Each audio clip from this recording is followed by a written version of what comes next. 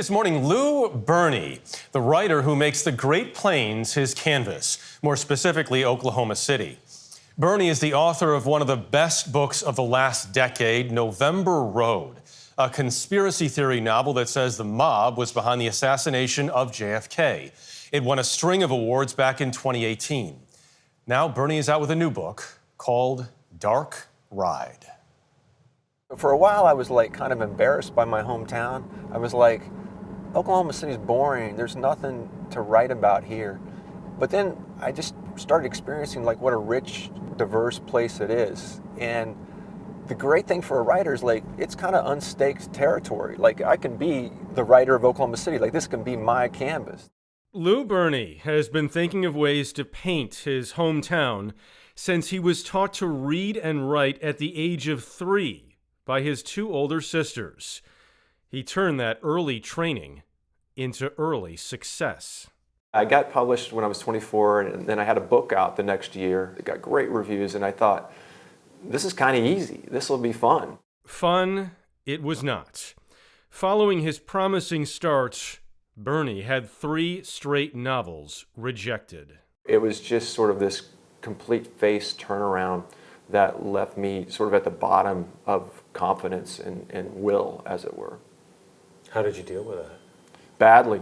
While stewing in his writing failures, Berney began teaching. There's ways to generate ideas. There's ways to generate sparks, and that should be a part of your process. Which he enjoyed, but it didn't exactly make everything better.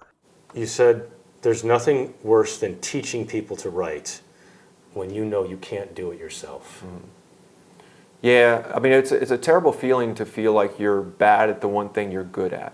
And that's the way I felt for a long time. Berney switched to writing screenplays and worked in California. But when the last writer's strike happened in 2007, any money he was making dried up. Back home in Oklahoma, Berney's father had Alzheimer's. So Berney returned to care for him. He liked to do paint by numbers. And so my job was to fill up his little tubes of paint with paint so he could do paint by numbers. And it was just a very bleak time. I couldn't write screenplays, I couldn't make money, and I was spending all day, filling up tiny little pots of paint. And I decided I got to do something else, and that's what got me back to writing. 19 years after his first novel was published, Berney finally released The Long and Far Away Gone in 2015. That was followed by November Road in 2018. A spectacular thriller that imagines a New Orleans mob was behind the assassination of JFK. It deservedly got great reviews.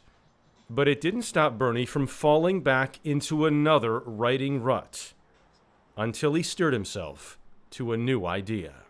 It's kind of where the main character in Dark Ride came from, to be honest. I had spent 2.5 years working on a novel that was not working. And it was a disaster, and I had to pull the plug on it. And so I started a new novel, and I was like, all right, I better write what I know.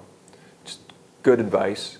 But all I knew at the time was not being a very good writer, being incompetent at it. So I was like, all right, I'm going to write a main character who's incompetent. But this came after you wrote November Road, which was fantastic, and never mind what you did before that. So it's like you keep falling back into this.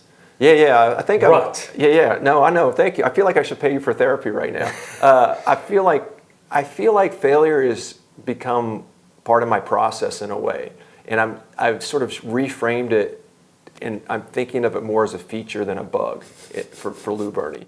Dark Ride tells the story of a young stoner slacker who doesn't think he'll amount to anything until he sees 2 abused children and makes it his mission to save them.